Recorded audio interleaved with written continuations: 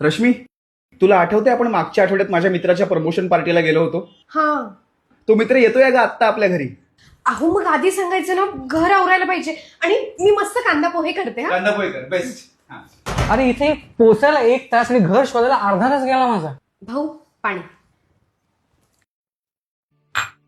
काय रे, एवढ्याशा पगारामध्ये या घराचा EMI आणि बाकी गोष्टी सुटतात तुझ्या? बायको अकाउंट वाली आहे ना.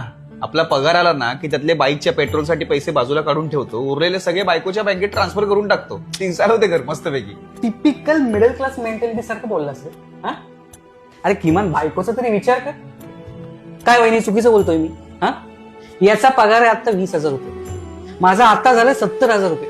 नाही म्हणजे मी कम्पेअर करत नाहीये, पण बघा ना, माझी बायको दर महिन्याला मस्त शॉपिंग करते, राणीसारखी राहते. माझे पैसे आहेत ना, मस्त नातेवाईकांमध्ये मिळवतो.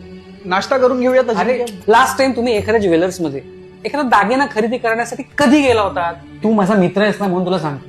माझ्याकडे बघ ना, 2 BHK फ्लॅट आहे, कार आहे. मी जे करतो ते कर. ऑफिसमध्ये फक्त बॉसच्या मर्जीत वागायचं आणि त्याच्या बदल्यात प्रमोशन मागून घ्यायचं. म्हणजे काय हो भाऊ? लाळघोटेपणा करायचा? म्हणजे पगार वाढवून हवा असेल तर बॉसचा हमाल बनायचं? येस सर, नो सर करत मान खाली घालून तो सांगेल तितका वेळ गाढवासारखं राबत राहायचं? नाही नाही, मी तुम्हाला गाढव म्हणत नाहीये. हा, किमान तो त्याच्या मालकाशी प्रामाणिक तरी असतो. तुमच्यासारखे लोक मालक बदलण्यात हुशार असतात. तुझी बायको आहे म्हणून मी शांत आहे, आणि ती तिच्या जागी बरोबर आहे म्हणून मी शांत आहे. भाऊ, माझ्या नवऱ्याचा पगार कमी आहे कारण त्यांच्यातला स्वाभिमान अजून जिवंत आहे. किमान आमच्या घराची जबाबदारी तरी उचलतात.